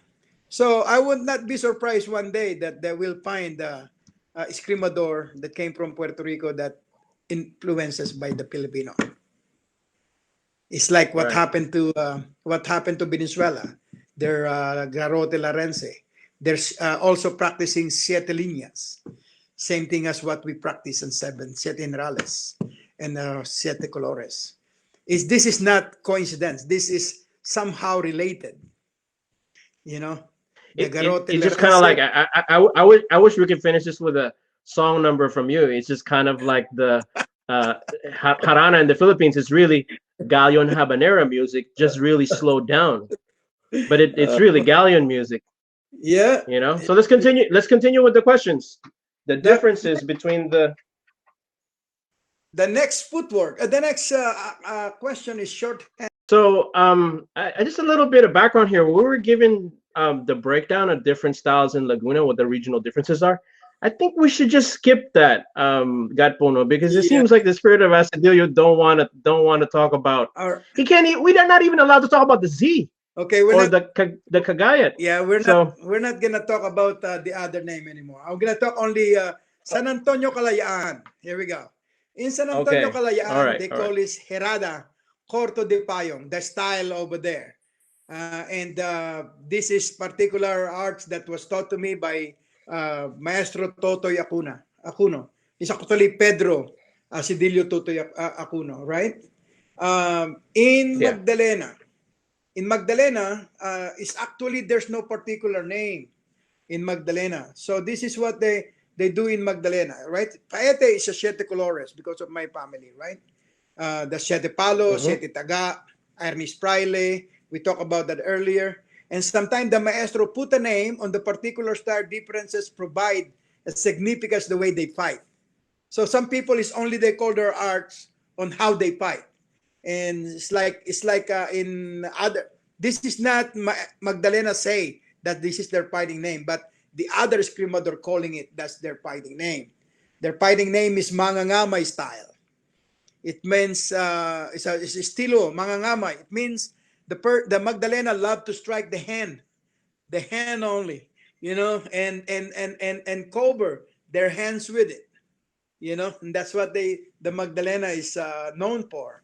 They came up, but it doesn't mean they didn't hit you in the head or the body. They just like to hit the hand first. They will hit your hand all the time.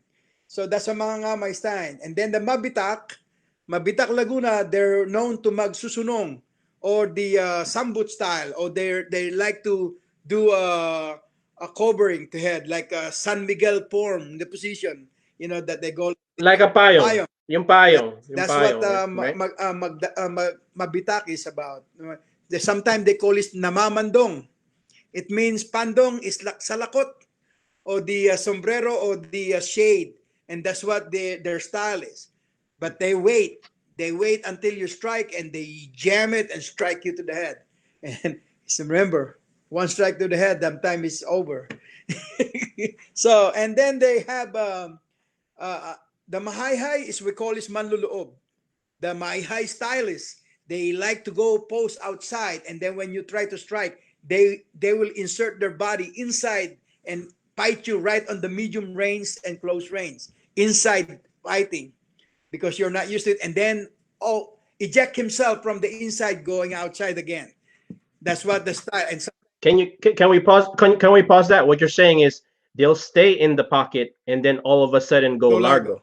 Again, that's what they call hit and run. That's what Mabitak style is. They like to go in, hit you multiple times, and get out before the referee can stop the fight. So they call that manluloob, meaning they like to fight inside. Luciana Laguna, their style is laban tulisan, o panlaban sa tulisan, as Rio de Ca family called. There are many more, but as like I said, everything is based on what other maestro or other fighter call their style. Obviously, Santa Cruz, which is Rapi Pambuan style, is the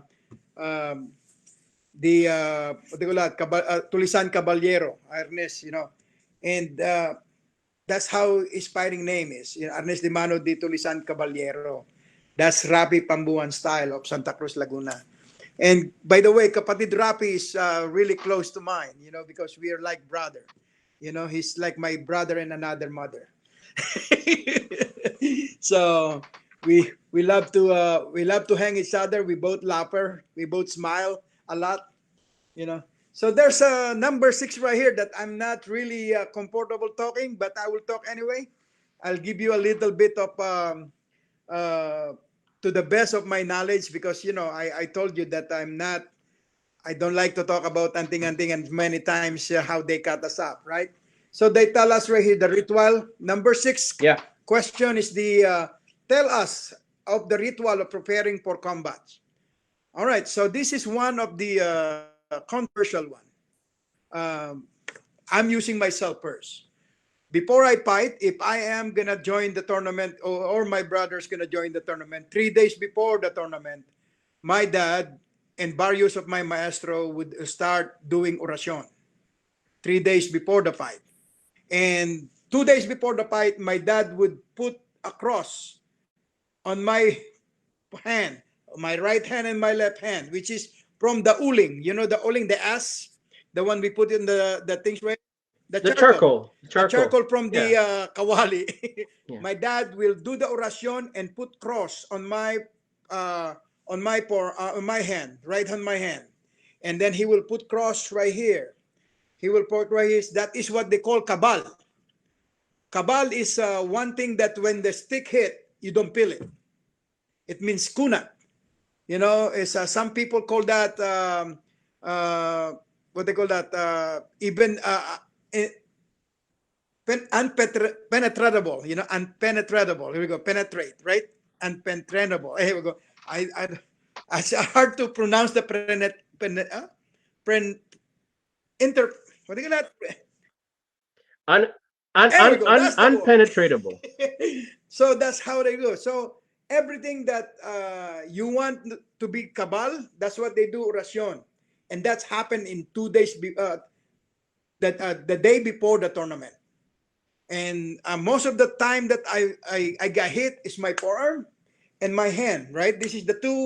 And God forbid, right? It's like I said, when I used to fight, I knock on wood and I don't want it.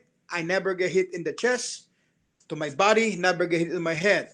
So the only one get hit to mine on my many fights is forearm.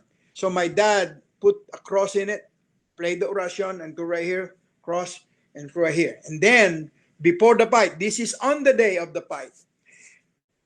As soon as I signed my name and already they accepted the name, we will be in the back of the stage or back of somewhere away from everybody. And my brothers and my dad will hit me with stick, drum. Both of them will hit me in the stick, hit my arm in the stick, numbing my forearm, and hit my body, warming my blood, and hitting my legs, hitting my things like drum. Not hit hard, just drum it to the thing right here, warming it, warm all of my body. That is a ritual that we do. At the same time, my dad would do the oration, and at the same time, I'll do my own oration because I need to have also counter, because at least before I even pick up the stick, right on this, because they're always cross like this. In any tournament, you walk in, the stick is always tournament like this, cross, right in the middle of the stage or middle of the ring.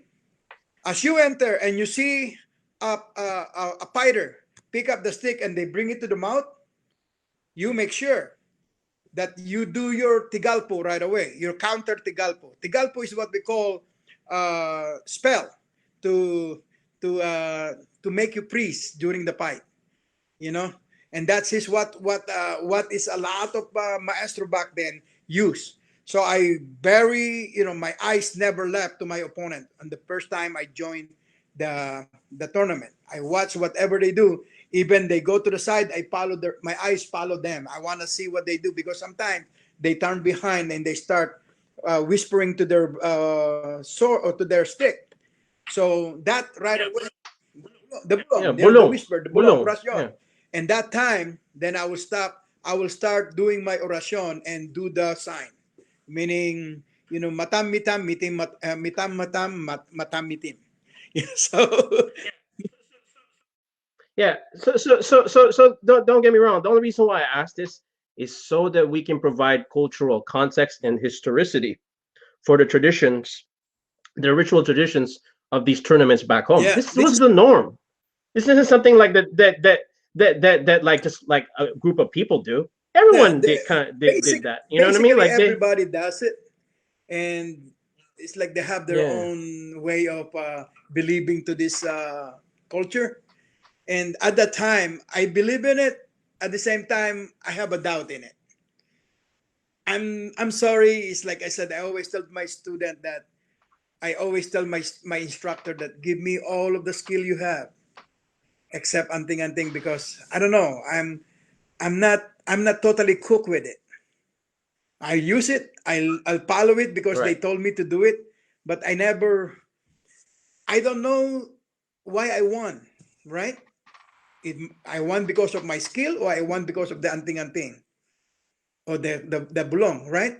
So I like to feel it. I Yeah. like to be very proud that I won in a way that I don't cheat, and the Right. only way not to cheat is not to use anting. Surely, surely Right. Right. win on your own skill, not the anting. But if I need to, I will protect Yeah. myself because I know how to use it. I have the strength. Now we have now we have a little bit of time for what you wanted to talk about last time, and I have to apologize in advance. I couldn't do that May 1st episode for you because I had to do something with my family.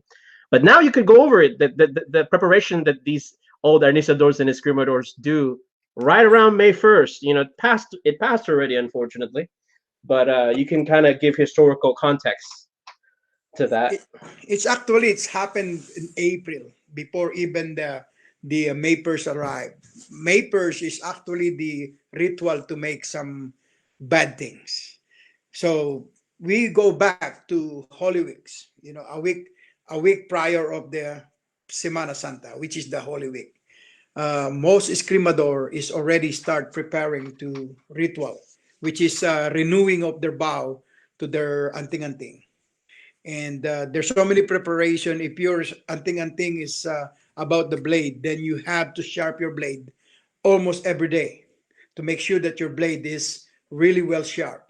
And then on the day of Good Friday, after 3 o'clock, you have only 1 hour to cast your oracion and try to hit your arm with that sharpened blade and see if it will be effective or not. And some people come home with bleeding arms. Some people's already proven that this work. But again, it's not publicized. If there's publicized because the other anting-anting whisperer and anting-anting seeker is there, but they're not to be televised nor video and everything else. Everything that has to be documented on video somehow is failed. You know, they're not meant to be this put them on film.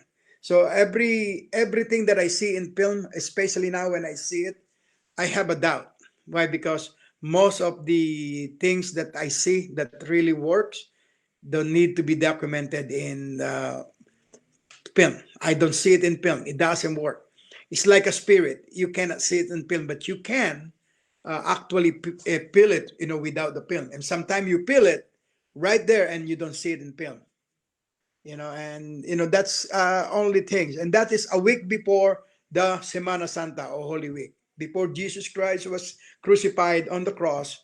Then all of the anting-anting must be renowned, and then you have to bow again to a new year of protection, and that's how they go to the mountain after this. And then on May 1st, the Escrimador, because they're the one that like to hit people, it's like us, and the magbabarang or those mangkukulam, those is the time that their May 1st ritual is being made. They're waiting for if you are magbabarang or mangkukulam, you're waiting for the first drop of rain of May 1st. Everything is first. First of if it's happened that is May 1st is the rain, then you collect that water. That's what they call. But if it's happened there's no rain on May 1st, you have to go to the putik, the soil that has a little bit, and you collect that. The first, if you go to bamboo and you see the first May and you see the first shoot, you will mark that shoot and wait until it become hardened to harvest that bamboo, and that's become bamboo for doing bad things to people. So there's so many ritual that they have to do it on May 1st, because May 1st is the month that choose by the ghost whisperer and all of this magbabarang and albularyo alikes to, that all of them collaborate. It's like a center. It's like a center of what do you call that? It's like they're all together to one Well, one. let me figure out a English word. It's kind of like a That's sorcerer's correct. ball. Yeah, in a Kind sense, of like a pimp ball, right. like but with In a sense, sorcerers. it's like a seminar. You know, they understand each other without Yeah, seeing each yeah, other. yeah, Before the internet's even made. yeah. You know, if you believe in it, you will witness him. You witness some. But if you don't believe in it, no matter what you do, you would not reach it, because you will miss it right in front of you. You'll miss it. And I'm not. I'm not. It's like I said. I'm not 100% believer, but I am right there on the 75%, and I see things right on my own eyes that I can't believe it's happening. And I am the first person to tell you if it's fake or not fake. Because I seen it on my own eyes. Um, that's time. I'm just I'm just too stubborn not to believe in it, because like I said, my whole goal is to learn Arnis, to learn all the best Arnis possible, and forget about anything and thing. I want to make sure that I'm well protected on my own way, not on the spirit way. But I have no choice. I have to learn it because that's the last segment of learning our needs is the anting-anting. It comes with it. So if you don't learn anting-anting back then, you're not complete escrimador. I don't know what to tell you anymore. it's it's a way of escrimador. You have to learn and learn anting-anting. The water that they use from the Maypers is the one that they use to build a light. It means collect a life in there. You know that water is gonna be born into a different way of animal. So they use that water to become infestation of uh, parasite. Then that parasite become a fly or a mosquito or become things, and that's the one that they will use by this anting-anting or this magbabarang or things that to kill others. They will collect them, they will keep them for a year, and they put them on the jar that have a little hole so they can breathe, and they feed them with with the natural food that they eat, and then prayer, because they are in a sense carrier of virus. So when they let go two of those, they put a name on the white. Every time they let go, they put a white clothes like this.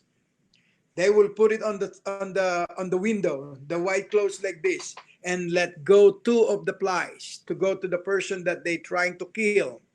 They come back the fly and they will hit the kerchief, hit it that, and then if there's a blood in it, it means the job is done. The job is done, and it could happen between a day to 5 days. So that white clothes is just gonna hang there to the window until that bugs came back and hit that thing and and then show the mark of red. It means the blood of the person that want to be killed, if that's what the goal is. And if he want to be sick, they will come up that they will hit the white and turn black. It means the person is sick. But red is blood, black is sick, and then yellow is just the person is just what they call that can't be found. So they're gonna send a new one. So it means it's out of reach, can't be found by the bugs, because the bugs also can have a limitation of 1,000 to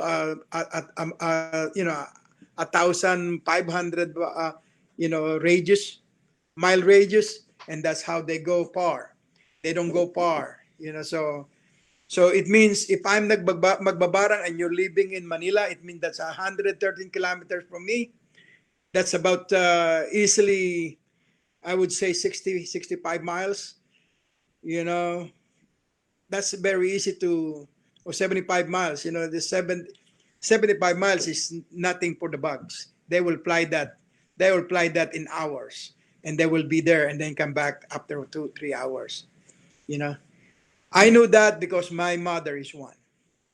My own mother is one, magbabarang. But my mother used it to heal people, not to kill people. So, and my dad, one of the case of my old story, my dad, the reason why they found my mother is because of that. My mother did something, and my dad, the one who healed it. And then my dad, so that my dad followed the trail where this magbabarang is, and then it led to my mother, and then they fell in love. So that's how the story of my mother and dad. My dad is a healer. My mother is the magbabarang, the one that to give things. Yes, he She is. she He's the she's the healer. killer. And then later on, and I never tell this to anybody, because later on um, my dad convinced her to turn around and become healer. By the way, my mother is very very famous on prenatal healing. You know, postnatal and prenatal healing. If you have not having a baby, for a long time, and the doctor said you're fertile all the time, and you lose the baby all the time, you come to my mother. My mother will make magic, and you will have baby, healthy baby born. And that's proven. Why? Because I did it myself. I have right now on under my wings. I have 9 women that under my help bear babies without me. So you wanted to talk about this from the previous episode, and just so that the viewers can have a nativist concept of folk healing Yeah, methods yeah, that's what it and is. the traditions in the Philippines is really not much different from the curandissimo that is practiced in the Amazon Yeah, the jungle, voodoo. or the yeah the Aborigines in That's Australia correct. when they do the walkabout. It's really the similar, just a And different methodology I essentially. do believe that the Filipino has its own way, but because of the Spanish influence and the Mexican, because Mexican brought so much in the Philippines, you'll be surprised with how much influence we got from the Mexican, especially when they brought all of those Mexican in Luzon. That's they become a Mexican city. The Mexican area. The Mexico City in Pampanga is all Mexican thing. So remember that is most community is built to that central Luzon and populated the southeast and east area by their people. That's what Bulacan is, because Right, Bulacan used to be part of right. the central Luzon. you know, uh, because of thing. And Laguna, Yeah, we are just on yeah, the east. yeah. We are far from Bulacan. We are right on the tail. Middle actually, middle of the Right, thing. So that's right. how we got to. But anyway, that's all I want to give a little information. When you know, healing arts, that folks healing sometimes can be misunderstood, but it's actually a good thing to some point, because will help others, especially the spiritual aspect. If you have a family that die or doesn't, they cannot find their body, but you think that they died, we will able to help them find what happened to them. If they're still alive, a spirit or a whisperer will tell us if he's still alive. If he's dead, his spirit is gonna appear, and that's how I was taught. And so far, I have not do all of those things yet. Nothing of those I've done here in the United States. Why? Because I try to stay away with it. But it's Yeah, yeah. when I think, We're at 2 hours and 24 minutes now. Um, no way. Oh my God. yeah. So I think we overstayed our welcome. I'm gonna save these questions. Yeah, The next questions that we had was about your ranking yeah, methodology. I just don't think I have enough time to edit this for this yeah. particular interview. So when we are gonna have a part three, we have to do that close to the end of the year, maybe during Christmas time or Oh, something, that's a like 7, 8 months from now. perfect time Huh? to do it. Christmas, so we could have we could talk about what we do in the cold weathers when all of the Yeah, that's the yeah, only time we have cold weathers in the Philippines. yeah, December yeah, to yeah. February. 7, 8 months from now, we're gonna talk about this, because yeah, that's the only questions I have left, was to ask, like, why do you give your people Yeah, bansag, call yeah, signs, what the call signs mean, and then what are your different in your organization, what are your different levels, yeah. right, ranking methodologies. Let's But have that. thank you very much, Thank you. Gatpuno. I hope I give you guys I light to our discussion. And if I do have a little too comfortable, please excuse me. Just forgive me for a bit too much, too loud, and excited to talk about the topic. Nothing more Well, intense. Okay, so all fees to no, everybody. no, no. No. It's always been that. Last time I didn't understand why people were saying that. I mean, like, what you actually apologized. You said, "Oh, I'm sorry if I offend anyone. I'm just talking about my region. I'm not mentioning other regions or other systems." I don't know what they were talking about. Like when beats me. People just take offense to things that they shouldn't take offense for. Well, I love them It's too. just I want to. I I know. want to make sure that we invite everybody. Regardless of their feelings toward us, because we are all FMA. We are one brother, and Right. we should support each other rather than killing each other's business. You know, Right. I always supported every single FMA over here. I promoted them because I want to show some brotherhood. And if my promotion is giving trouble, just let me know. I will stop. No, no, it's cool.